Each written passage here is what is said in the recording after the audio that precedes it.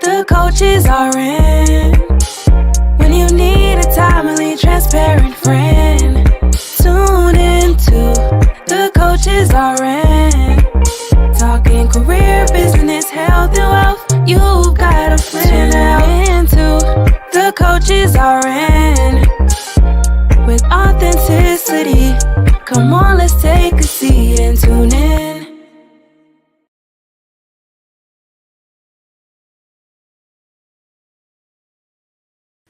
Hello, ladies. We are back for another episode of The Coaches Are In. We're excited to be here with you today. Yes. I am Dr. Cherita Weatherspoon, creator of The Coaches Are In, and I'm also a business strategist and alignment coach. And I work with Black women entrepreneurs, helping them to realign lifestyle and business so they can really enjoy the lives that they are creating.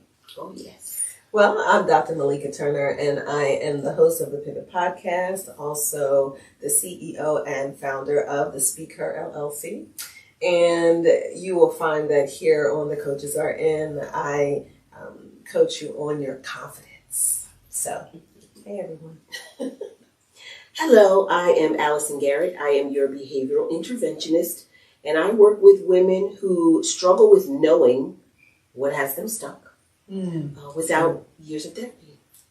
Awesome. So take a look at what we have for you on tonight's episode.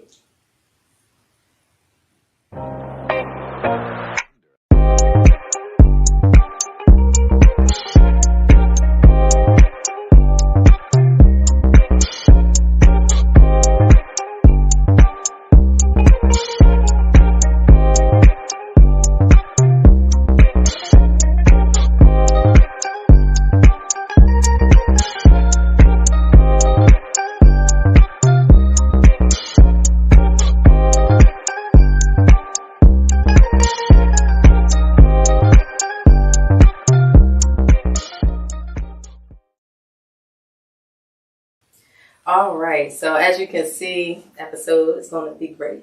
Always. All right, but we're going to kick it off with our viewer question. Today's question says, I've been told by some of my closest friends that I have a habit of self-sabotaging when things are going well. I'm starting to see this pattern in myself. How can I learn to recognize this behavior when it starts so I can change the behavior and create more positive outcomes for myself? I love her friends. Yes, absolutely. I think I can help with this. So, like I said, I love that you have friends that, or your closest friends, are kind of helping you through, saying, girl, you got some self-sabotaging behaviors there. So I think what has to happen first is you have to find some agreement with what it is that they're sharing. Sounds like you do with your question. But even think about what is actually happening. So when you say self-sabotaging behaviors, that can cover a whole array of things. Mm-hmm. But when you talk about that in terms of with patterns, basically, the easy way to describe that is you're making decisions from the same place every time you make them. And typically, when it's a self-sabotaging behavior, you're making them from the place of what that challenge is for you at your core. So what you'd have to do is identify when something's happening and then almost look at the triggers around it. Like what's happening for you to make that choice. Because when you're considered like self-sabotaging, there's something that you believe and you operate from that every single time you make a decision. Right. So when you're self-sabotaging, it's not just in one area, it's in every area of your life. So to be able to identify that is retrace your steps of how you came to the conclusion when you're making a choice, right? So if I just made an example and I said, all right, every time I do something, what's the first thing that I do? So do I call a friend? Do I weigh pros and cons? Am I impulsive? do I just make a decision without thinking? Think of each step that you make, write it out so that you can see it, and then you'll start to see where it is a pattern.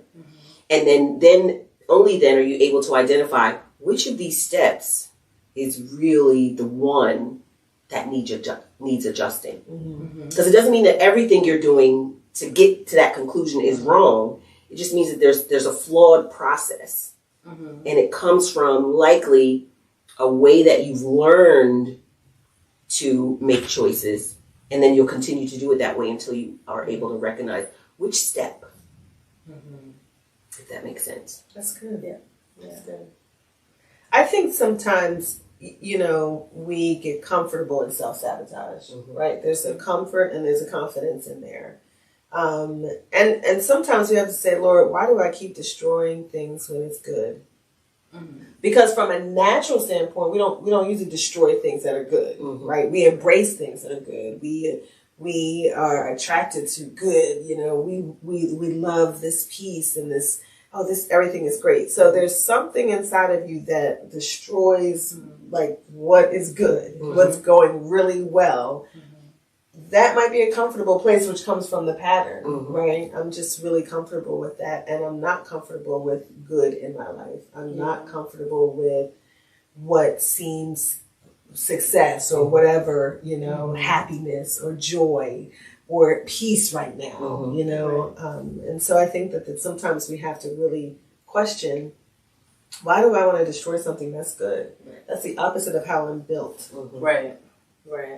Yeah, I think I would add on to what both of you have said. So one, in terms of kind of what is the belief that is behind this pattern anyway, which I think is probably some level of unworthiness. That makes you think that you can't have the good thing that's happening, or that is about to happen. That you don't deserve it for some reason, or you can't handle it. Like something is lacking in you that says to you, we can't let this thing go any further. Right. But then once you've dealt with that and you've identified the triggers and all of that. Really learning how to focus on what is the outcome that you actually want from whatever that situation may be. And then what are the behaviors that are you going to have to live out that will get you to that outcome, and then focus all of your energy on actually performing those behaviors. Yeah. And that's considered a model that we work with. It's the be, do, have model. So it's like whatever you want to have, you have to identify all the things that you have to be and then know exactly what to do. Right. And a lot of times I think it's very easy to see self-sabotage in relationships. So just to have an example of it, right? If you are a person who self-sabotages good relationships, you have to reconsider what do you really want, right? Like you said. And what is that core value connected to that? Because you could say that you want one thing, but everything that you're doing is not going to get you that thing. Right. So that's a good place to find yourself. It's like, okay, what do I really want? And then what are the things I need to do? And then you can identify like, well, I'm not doing that, right? I want this job that starts at 9 a.m, but I can never get to work on time. You're self-sabotaging, right? Yourself for that job that you said you wanted. But, so then what would you have to do? You'd have to get up early. You'd have to be more prepared. Right. So those are, just an example of something so that you can kind of have more clarity on it. But that self-sabotage is a big one. It's dangerous. And it's not easy to identify. You're like, because like you said, you're married to that way of making a decision. Exactly. And I wonder if she works really hard at different things to get good. And then when you get good, it's like when good comes, because of the preparation or the work that you've done, it's like, so here comes self-sabotage. There's fear there too. Yeah. So it's like, I want this, but oh my gosh, I'm close to it. Like I'm not ready. It's overwhelming. Right? And it's a subconscious thing. You don't wake up and say, I'm going to self-sabotage myself. I can't wait. I can't wait to self-sabotage. You're like, it's again, that's, great that, you identify that as a pattern. Right. So yeah, it's just you need a pattern disrupt. And your friend started that pattern disrupt. They're like, okay, girlfriend, like every time you do something, you get to this point, you're self-sabotaging. So you're at that point where you're recognizing the disrupt in the pattern. Mm-hmm. Now you just got to do things differently and figure out what it is that you've been doing. Right. Yeah. And Jen, just to speak again to the unworthiness piece, if there is something that you want, like you desire, and it is not like unethical, illegal. Disclaimers on the illegal. Nobody's going to lose their life. Yeah, lacking integrity and things like that. There is a reason why you want it, right? Yeah. And the fact that you want it means that you can have it and you deserve it. Yes. Right. So just the fact that the desire exists is really should be your confirmation that this is for you. Mm-hmm. Oh, that's right. Yeah. And then even to have more positive outcomes, it's possible that having the whole idea of self-sabotaging, maybe you'd even recognize the positive outcomes. So you're even likely limiting what's actually happening that is good. Right. So maybe take note of, you know what, this was a win. Right. Yeah. So now that's a positive outcome, so you can keep going. And then recognizing that more gives you that confidence to say, okay, this is working, this is good. You know, giving you that little push, those little moments to give you more, just make you feel better about what's going on. Yeah. Yes, and again, I'm gonna echo what you said about the friends, because I don't know who your friends are, but they're great. Hold on to them. Serious. Yes. A lot of times, that's good. Those are good friends. Yeah, they really are good friends. The fact that they were able to identify the pattern in your behavior, and that they were willing to share their concerns with you, right? And then I applaud you as well for hearing them. And I don't know how immediate you were in being able to recognize that what they were saying was true. But at some point you were able to see, you know what? They're actually right. And then you took the step to ask this question. Yes. To find out, what you can do to change the behavior. And I think, I just want to acknowledge that, that for in this case, and maybe in all of the situations where people are sending in a question, it's not always as simple and easy as I'm just typing this question and sending it in, right? Sure. This really took some self-reflection and some acknowledgement, and for you to be able to ask this question and ask for help. So I definitely want to applaud you for that. Yes. Because sometimes we let our sisters just get away with a whole bunch of co-signing your mess. Which I have to say, that's not really a friend. It's just co-signing your mess. Right? Yeah. Don't let them do it. That's for that's for everybody else out there that has friends. Step it up. Yes. All right. So we've got some more good stuff coming for you on the Coaches Are In. So stay tuned for that.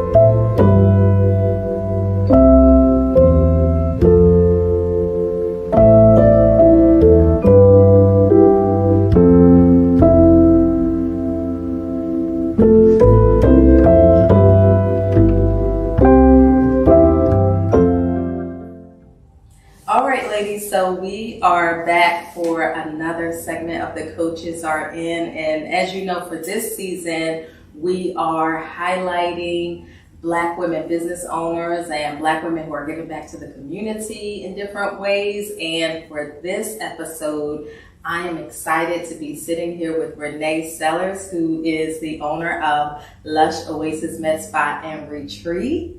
Welcome, Renee. Thank you so much, Cherita. I'm so excited to be here today. Yeah, so am I. So Lush has kind of been my little secret. Not that nobody else knows about it, because they didn't.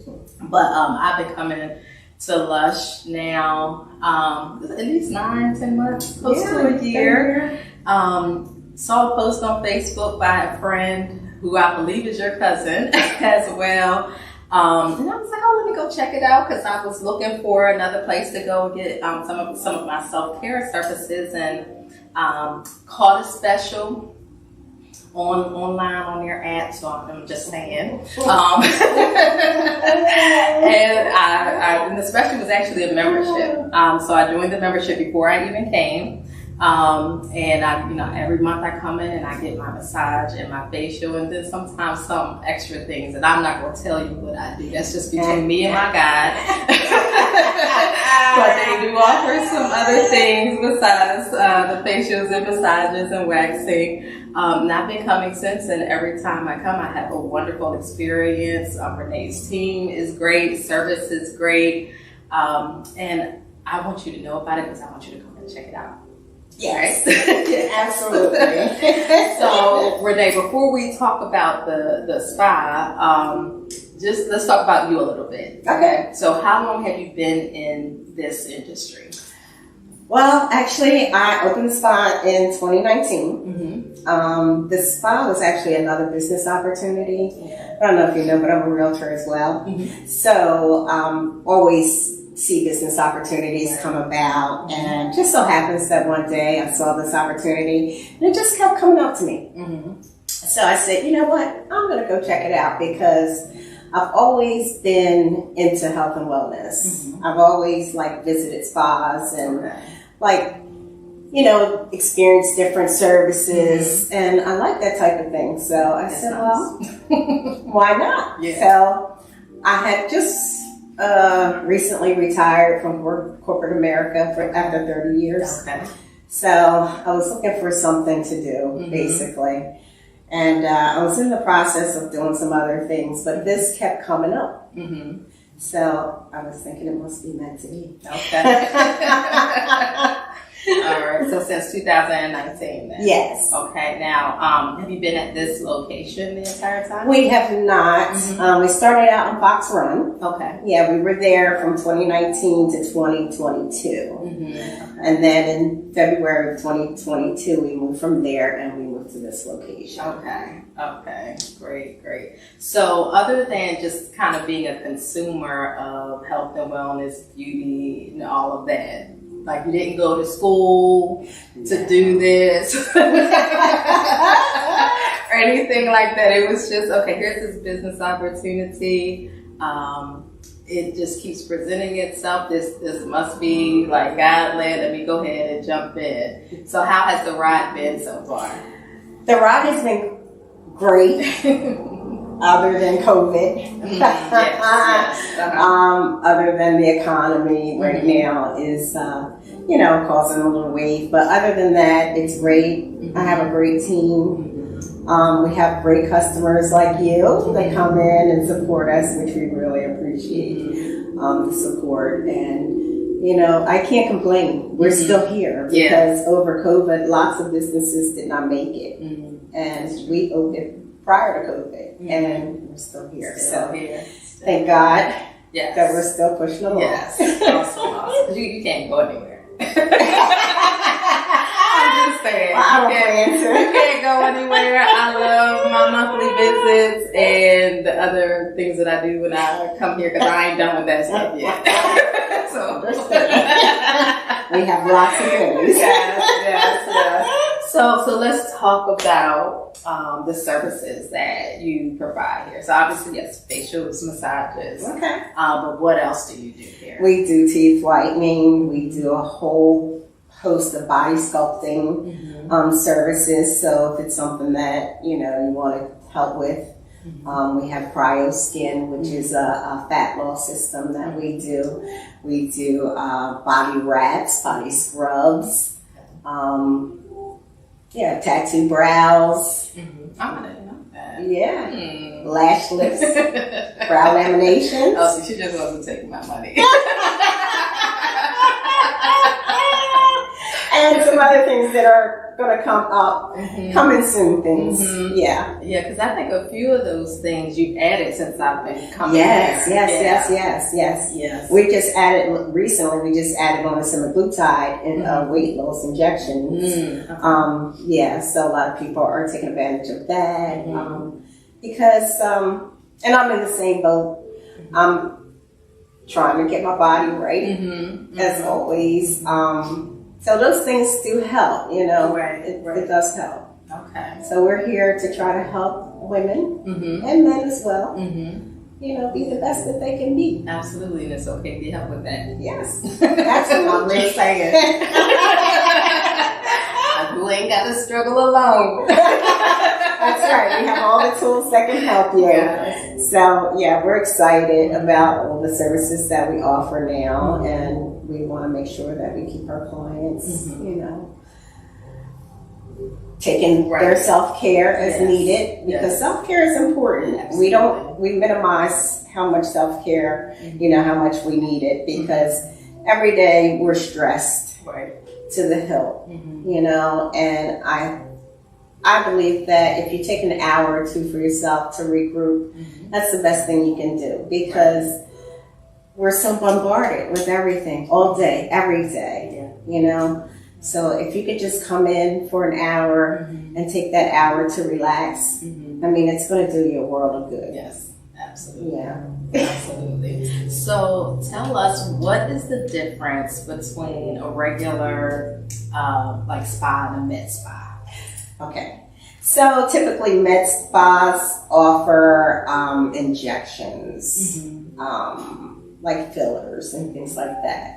And basically they're under a medical director. Okay. We're not under a medical director, but we do a lot of non-invasive services that do not require a medical director. Okay. But hopefully we'll be getting on board soon. Okay. Okay. Now, once that happens, will you add additional services? Absolutely. Yes. Okay. Yes. Okay. So, yes, if we do get a medical director, we'll be putting on a whole line of other expensive services. So, Great. So what would you say is the most popular service here? The most popular service right now is the body sculpting. Okay. Because, like I said, everybody's trying to work on themselves. We see an increase of women getting plastic surgery. So we offer post-op care. Okay. So if that's something, you know, that you went through, we can actually help you with the recovery. But yeah, the body sculpting services are taking off because, of course, that's the hype right now. Right. Yeah. Right. And like I said, it just helps you to be a better you. So a lot of people, you know, want to do that. Okay. We all, you know, try to diet and exercise. And sometimes it doesn't do what we need it to do. So these tools that we provide kind of help along with that. Okay. So with the body sculpting, so I know that you have different services. You have the cryo-based body sculpting services. Then you have the things that are, I don't know if saying more manual is the best way to describe it. So maybe those are kind of like maybe you start there and then move up to the cryo, like Sure. So you're referring to the manual work, which is the wood therapy. Okay, so we do wood therapy, which is the use of the Colombian tools and basically breaks down the fat and moves the fat through your lymphatic system. So we do the wood therapy. We also do the butt lift, which is vacuum therapy. We can also do breast lift with that. And let me stop right there, because ain't nobody dying from that, right? Nobody's dying from that. Okay, I'm just saying. These are all non-invasive services, so you have no downtime. There's no pain involved, but they do help. So, you know, for the people that cannot do surgery, you know, depending on age or you know, health issues, you know, some things that prevent us from going through the surgery, these alternatives are really good to help. Right. Or you just don't want to get surgery. Exactly. You want the help, but you don't want that much help. Absolutely. Yeah. Okay. We all know that the surgery is so invasive, and then the recovery time is really hard for some people. So, we offer these services, like I said, to kind of help you along if you're on a weight loss journey. If you're not on a weight loss journey, some people just want to look better. Right. Want your clothes to fit better. Yeah. And then there's obviously a price difference between the services you offer and surgery. Yes, For things. absolutely. Yeah. Absolutely. Yeah, so these services are more accessible. And I'm strategically using my words. They're not cheap, but they are more accessible. I don't want you calling Renee up talking about you got to buy one, get one free. Special. Doesn't necessarily work like that. But you do offer financing. We do offer financing. We do care credit. And we also do Klarna. And, depending on packaging, we can also work out something. Because my idea is I want to help people. Right. I want to help people. And I want to see anybody struggling. So we can work it out. Right. Yeah. Okay. I like it. So get back to the services. The CryoSkin is our premier body sculpting services. The CryoSkin is a service. It was developed in Europe, and it's one of the premier services being offered right now. And it's a non-invasive service. It just uses temperature control to melt and destroy the fat cells, and you expel it through your lymphatic system. It's very effective, so a lot of people like that service. It is our top service. So, Okay. Okay. And even with that, though, you probably can't just eat what you want to eat the way you want to eat, even if you get these services, right? Yeah. It does require some work from the client, but if they're committed, they'll get the great results. Okay. You have to drink your water, you have to do some sort of exercise, and you have to have a good diet. If you do those three things with any of the services that we provide, you will get good results. Okay. Awesome. So let's tell the people how they can connect with Lush and how to book services, and maybe even touch on the memberships and the benefits of having a membership. Okay, yeah. So actually, we offer 4 memberships right now. We are going to expand that shortly. The 4 memberships are for massage and facial.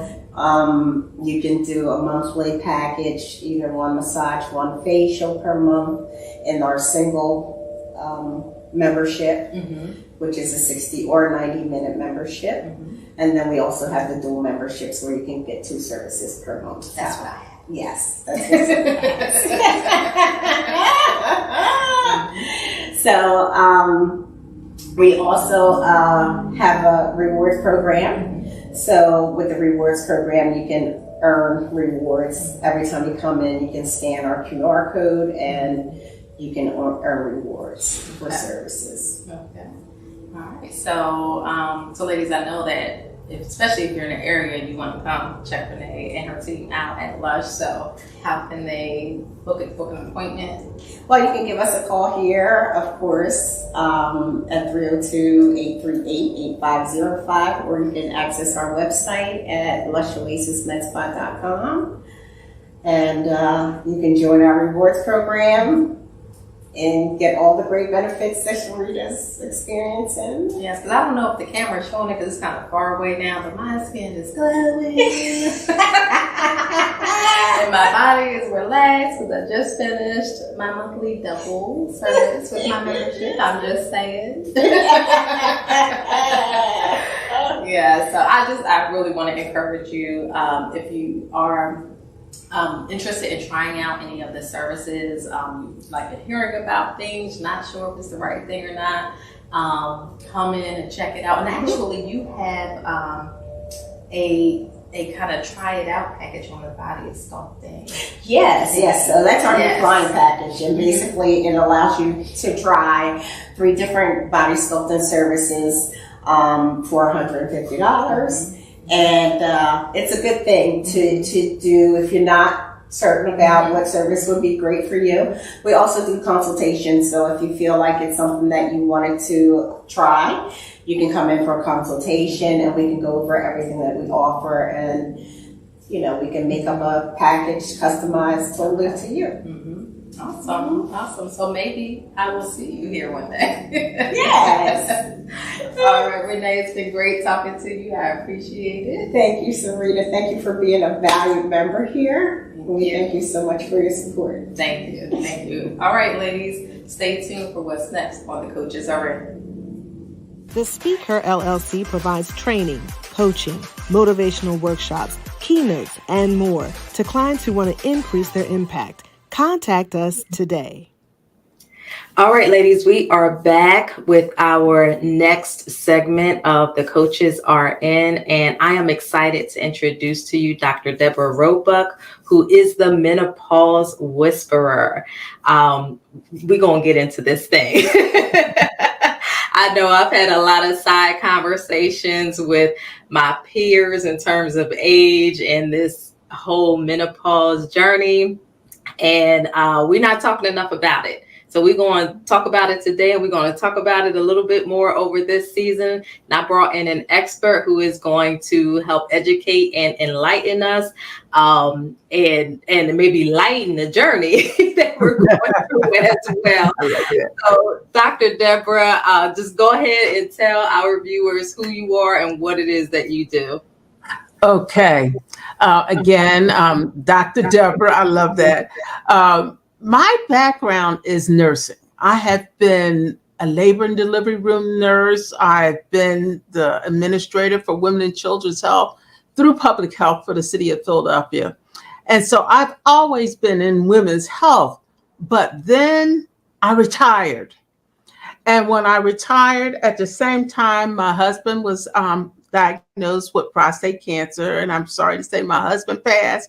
And after he passed, I was diagnosed with breast cancer. Mm-hmm. And so there was a series of things going on. But one thing I noticed, when you're in the professional world, you have people that address you and recognize you and what have you. But I was no longer in that situation. And I realized that when I was noting different things that were going on with me, people wouldn't listen. If anything, they were like, oh, well, you're going to have to deal with that yourself, especially with breast cancer and all the other things that go along with menopause. So I said to myself, I got to do something about this. And just as much as I've been very much an advocate for pregnant women, I said, you know what? We need to talk about menopause. And my sister said, Deborah, you are the menopause whisperer. I said, what? She said, no, I want you to go out there and talk about this. See, the thing is, whisper, really no. It's being whispered about, but I'm shouting. I'm letting people know there are issues. So as a menopause whisperer, it's just like when I did childbirth classes. People were like, oh, nobody want to hear about childbirth classes. And I got out on the street and I started shouting and went to the Department of Health and told them what to do. Well, this time I did the same thing around menopause. Mm. I started having chat and choose. I didn't know anything about no Facebook. Here I'm in my 60s. What do I know about Facebook? I know nothing. But I said, I'm going to learn this thing. I said, because I'm going to get this message out there. So here it is, almost 5 years later. I started this at 64, up to 69 now. Wow. And I said, I still have something to say. I do workshops. I do one-on-one coaching. I do presentations. I do all of those kind of things. But my ultimate goal is to empower women, make them feel comfortable. But not only comfortable, I want them to know that this is the most fantastic part of life because you're leaving your legacy. So that is what I do as the Menopause Whisperer. Awesome. And I would have never guessed 69. So go ahead, miss. All right. So let's dive into this conversation with just really starting about what are the most popular misconceptions or myths around menopause, just things that you hear out there, people talking about, and it's just not true, not accurate. Okay, I'm going to give you one quick one. I do various workshops at Oak Street Health, and that is a center where it's mostly women and men who are on Medicare. Okay, so they're 65 and above. And the women, and one woman specifically said, well, I don't know what you want to talk about menopause because I have never had menopause. I don't know anything about it. And the other woman said, that's somebody else's issue. And I said, first and foremost, you are at one stage of menopause, whether you peri, menopause, or postmenopause. And I said, I want you to know that you're postmenopause. And like, no, I didn't have hot flashes. I said, okay. I gave them a list of 38 different signs and symptoms related to menopause. Girlfriend who was 80, she said, girl, was that what I was going through? Absolutely. See, the aspect of putting a name on it gives people the control and the identity. Okay, so I wasn't crazy. These are signs and symptoms that are normal to this journey.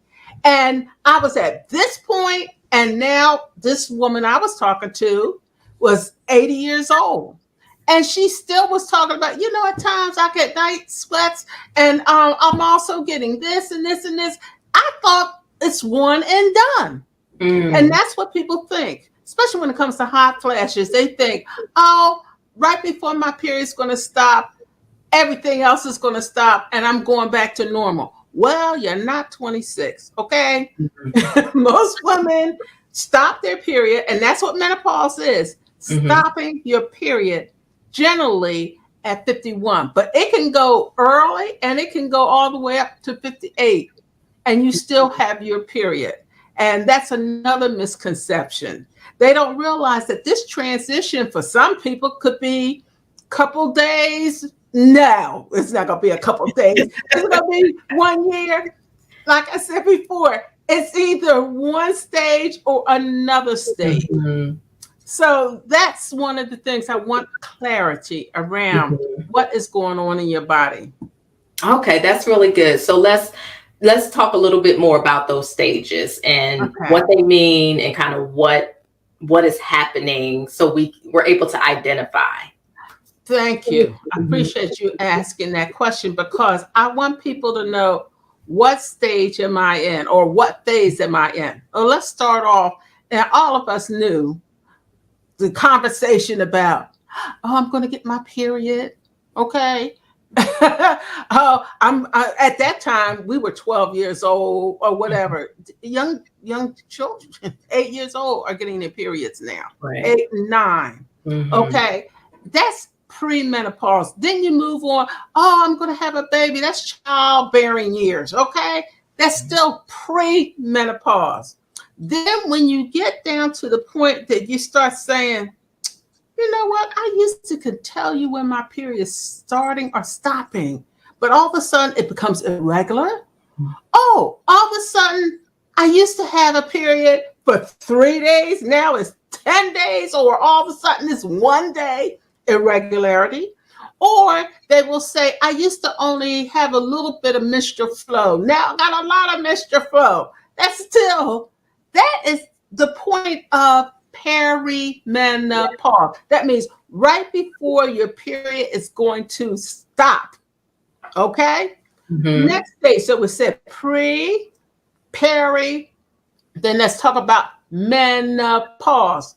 Now, I was a labor and delivery room nurse in Temple University. I had this woman come through the emergency room up to the delivery room emergency room. She says, I don't know why I'm here. I just got gas pains and I got to go to the bathroom. I said, well, I'm going to the bathroom with you. What? I said, I'm going. She went to the bathroom and started pushing. 7 pounds, 5 ounces.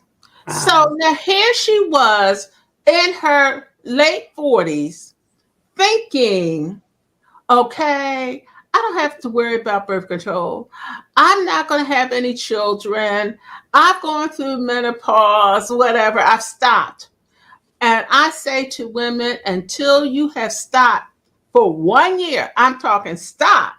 You could still have periods of time where you could ovulate at still get pregnant. Remember how they used to talk to old women, talk about, oh, well, child, she got pregnant on a change.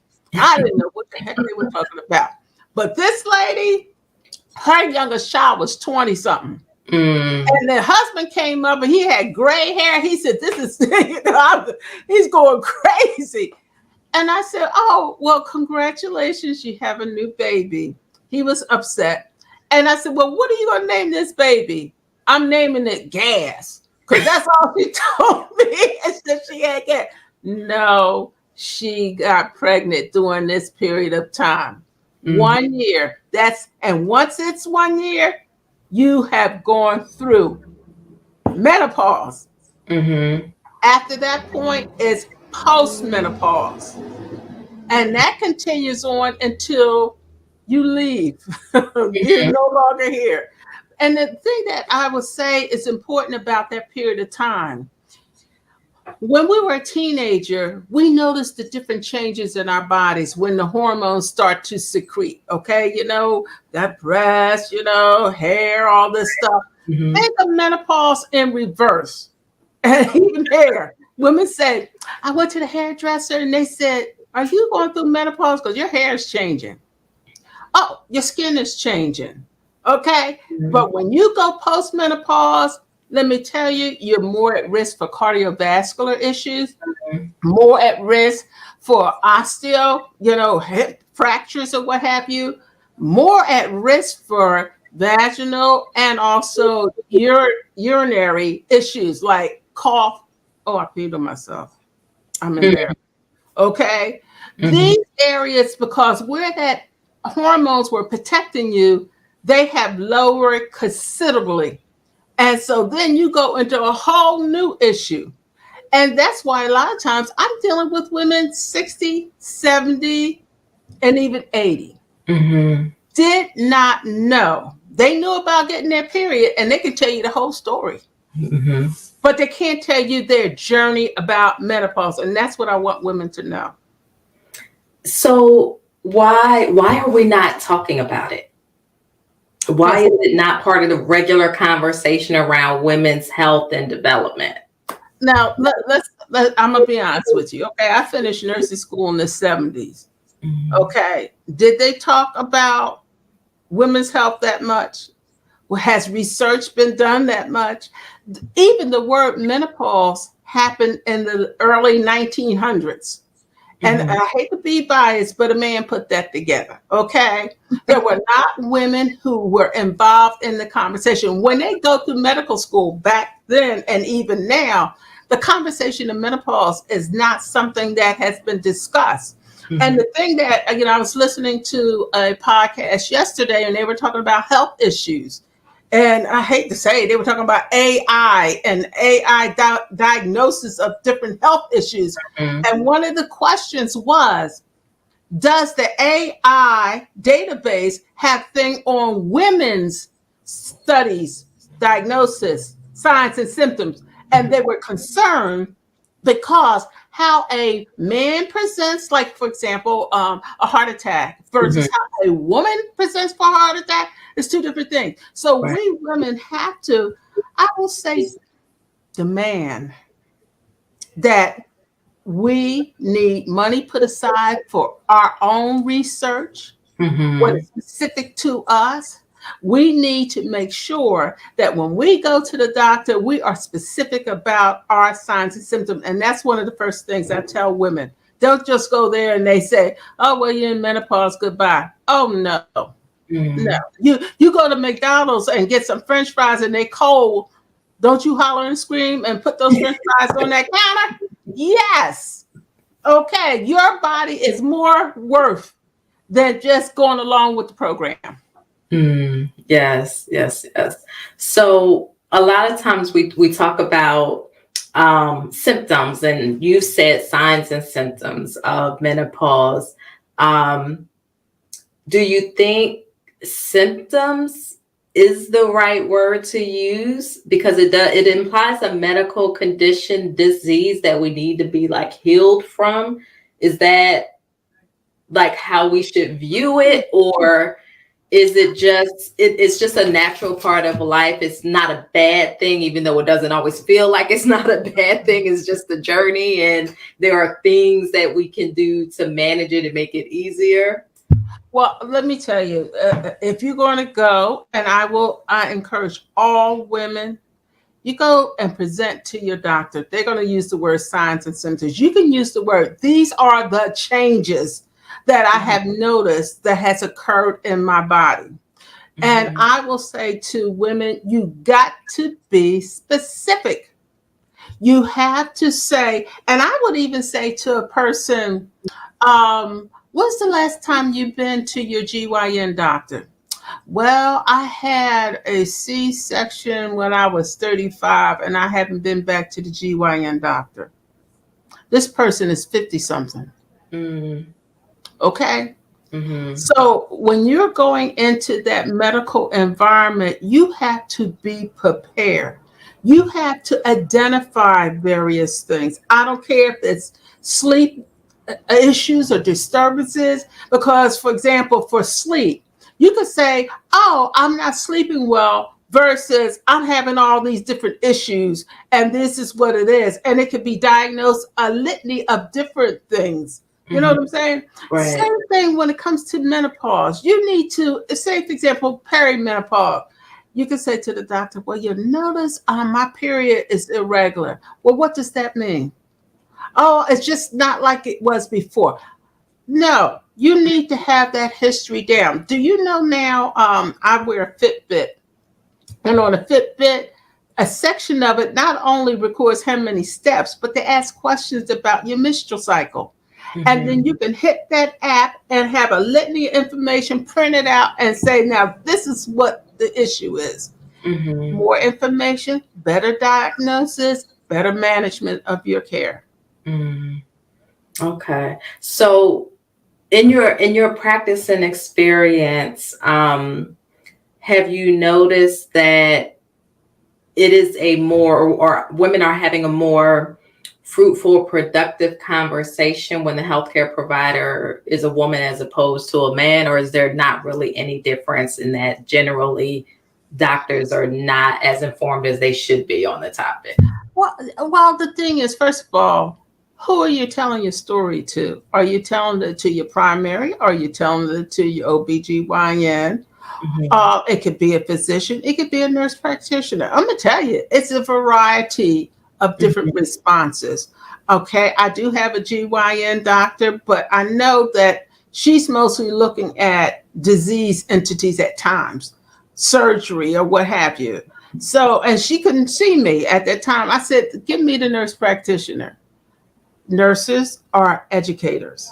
Okay. And so when I went there, I said, damn, and these are both for women. That wasn't both for women. Right. That nurse practitioner at that time was able to educate me, take the time, give me the information, address the issues, told me the questions to ask, that type of thing. So I really think is, what is the discipline? How much time? Because a lot of times these managed care companies tell the doctors, you got 10 to 15 minutes, bam, bam, bam, bam. And so therefore, if you don't have your stuff together, if you don't have what's going on with you, they don't have the amount of time they used to when I started out. They was spend a half an hour with you. Right. You got to have your information together and be ready. Now, I'm going to tell you what I tell some people. You're on a system. You can write your doctor, write a note. I am coming to the doctor because of A, B, and C. These are all the signs and symptoms I've had. These are my list of questions I have. I need for you to address this and this and this. Because before the doctor, nurse practitioner, whoever your medical person is, a health professional is, they're going to read your chart before they come in and see you. So then they could already have in their mind, okay, this is what this patient wants. This is how they want. Last week, had nothing to do with menopause, an older friend of mine, she has an issue and never got a response. I pulled together a 3-page questions for this doctor. And the doctor said, what? And she gave the questions, and her son, grown man, 50s, He was down there writing the answer. He respected that visit tremendously. He said, "Who did this for you? This is wonderful." And then at the end, she got results that she hadn't been able to get for the last 3 to 4 years of this diagnosis. Same way with any of us. That is extremely important. So I'm hearing really positioning ourselves to advocate for ourselves and not necessarily just depending on the medical provider to kind of lead the process and, you know, trying to figure it out. But we really have to take the lead about our own situation and experience. Absolutely. And yeah. and show them that you're just as interested.